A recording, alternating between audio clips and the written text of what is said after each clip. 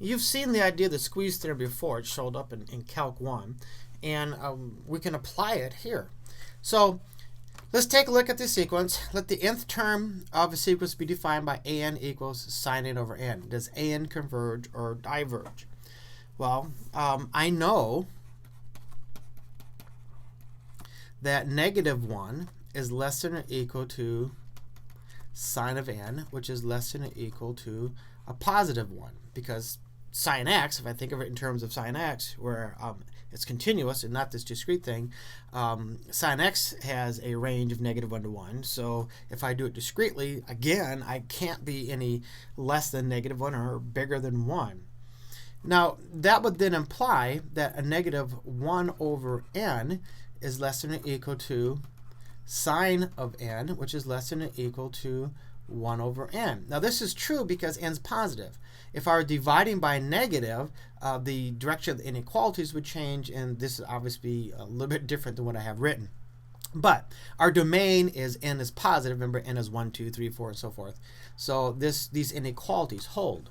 Now I can take a look at the limit as n goes to infinity of -1 over n, which must be less than or equal to the limit as n goes to infinity of sine n over n, which is less than or equal to the limit as n goes to infinity of 1 over n.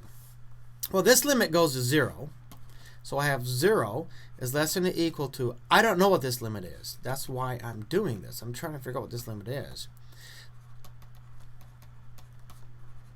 But whatever it is, it's going to be less than or equal to this limit, but this limit is 0.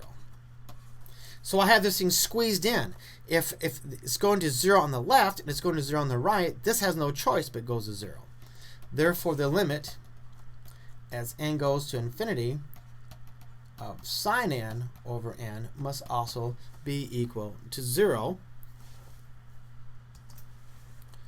Therefore, I know that an converges to 0 by the squeeze theorem.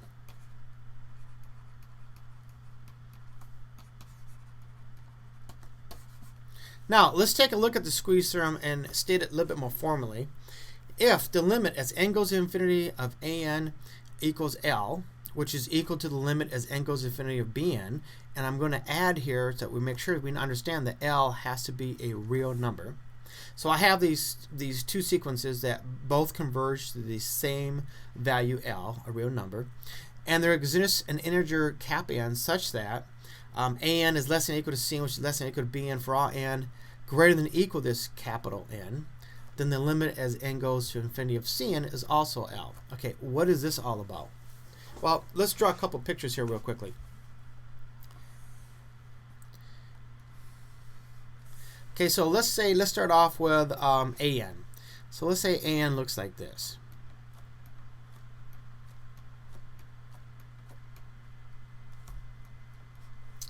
And then I'm going to switch colors here. And Bn is bigger than this at some point. So I could have a situation that looks like this.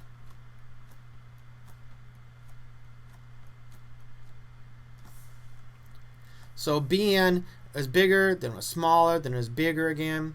And actually, I should line this up a little bit better. These should line up together because these are discrete points. This is like 1, 2, 3, and so forth. And now I have this Cn, what I'm really interested in, and perhaps Cn does this sort of a thing.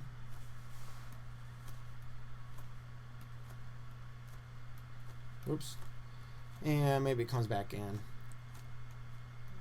So the way I did this, right here is where it happens. This is where my capital N is going to be.